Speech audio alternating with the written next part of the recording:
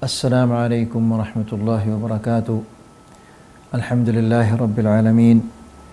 Wassalatu wassalamu ala asyrafil mursalin Sayyidina Muhammadin wa ala alihi wa sahbihi ajma'in wa ba'd. Ikhwani fiddin azakumullah. Pelajaran dan hikmah di balik corona. Pelajaran yang kedua. Janganlah kita sebagai seorang muslim ketika mendapatkan musibah, mendapatkan bencana, fitnah, wabah, atau yang lain-lainnya, jangan kita disibukkan untuk menyebarkan berita-berita tentang perkembangan-perkembangan yang sedang terjadi tanpa kita melihat hikmah di balik musibah dan fitnah itu. Karena musibah atau ujian yang Allah Subhanahu wa taala timpakan kepada kita bisa jadi adalah untuk menghapus dosa-dosa kita. Maka di sini dibutuhkan keimanan dan keyakinan dan kesabaran. Semakin dia ditimpa oleh musibah, ditimpa oleh fitnah, maka keyakinan semakin meningkat, keimanannya semakin meningkat. Dengan demikian kesabarannya pun meningkat. Kemudian bisa jadi juga musibah dan bala dan fitnah yang menimpa kita adalah peringatan dari Allah Subhanahu wa taala. Maka ini membutuhkan agar kita segera sadar dan bangun dari kelalaian-kelalaian kita dan kembali kepada Allah Subhanahu wa taala. Yang ketiga, bisa jadi musibah itu atau ujian itu atau bala itu atau fitnah yang menimpa kita adalah iqab dari Allah Subhanahu wa taala, merupakan azab dari Allah Subhanahu wa taala. Maka di sini kita butuh untuk semakin tunduk dan semakin merendah diri kepada Allah Subhanahu wa taala dengan meninggalkan semua bentuk maksiat-maksiat dan mengerjakan ketaatan-ketaatan. Asy-Syaikh Ibn Baz rahmatullahi taala alaih mengatakan di dalam fatwanya, wa inna min alamati qasawatil qulub wa tamsiha wal a'yadzu billah. Dan di antara tanda-tanda kerasnya hati dan hilangnya cahayanya, semoga Allah Subhanahu wa taala melindungi kita dari hati yang keras dan dari hati yang sudah tidak memiliki lagi cahaya.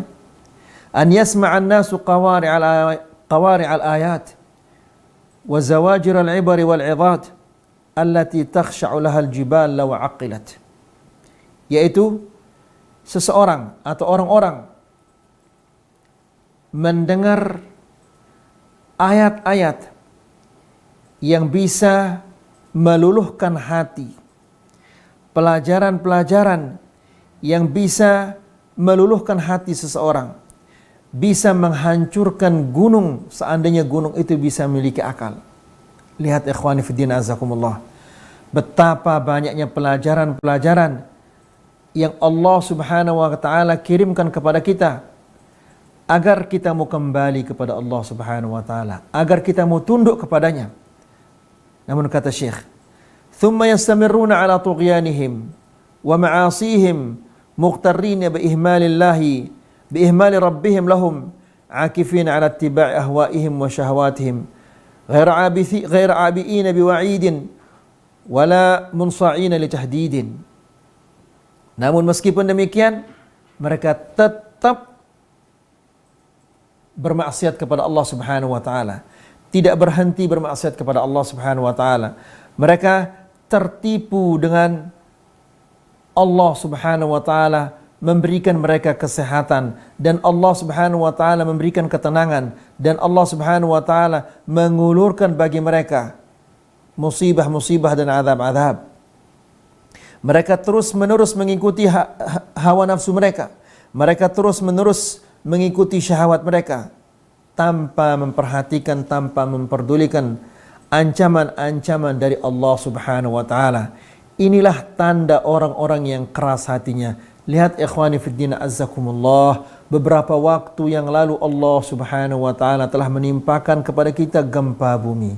Kemudian Allah Subhanahu wa taala mengirim kepada kita gerhana matahari dan gerhana bulan. Semua itu adalah peringatan dari Allah Subhanahu wa taala agar kita mau kembali kepadanya.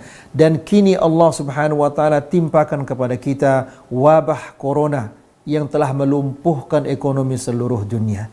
Semua ini adalah agar kita mau tunduk dan kembali kepada Allah Subhanahu wa taala, sebagaimana Allah Subhanahu wa taala berfirman, "Falaula idh ja'ahum ba'suna tadarra'u walakin qasat qulubuhum wa zayyana lahumus syaitanu ma kanu ya'malun." Mengapa ketika azab kami turun kepada mereka, mereka tidak mau tunduk kepada Allah Subhanahu wa taala? Bahkan hati mereka semakin keras. Begitu musibah berlalu, kita kembali lagi ke maksiat. Ketika bala itu turun, ketika musibah itu menimpa kita, kita semua mengatakan, "Ya Allah, ya Allah, ya Allah." Tapi begitu bala itu hilang, kita kembali lagi bermaksiat. Maka Allah Subhanahu wa taala menjelaskan, "Walakin qasat qulubuhum," akan tetapi hati mereka semakin keras, "wa zayyana lahumus syaitanu ma kanu ya'malun." Dan syaitan menghiasi, membuat indah maksiat-maksiat di mata mereka. Bagaimana mereka akan meninggalkan maksiat itu, sementara maksiat itu indah di mata mereka? Seseorang akan meninggalkan sesuatu apabila dia meyakini, apabila dia mengetahui bahwa sesuatu itu jelek. Akan tetapi jika dia melihat sesuatu itu baik, kapan dia akan tinggalkan? Nas'alullah as-salama wal afiyah. Maka ikhwani fiddin azakumullah, mari kita kembali kepada Allah Subhanahu wa taala agar Allah Subhanahu wa taala menjauhkan dari kita segala bentuk bala, segala bentuk musibah, segala bentuk fitnah. Semoga bermanfaat.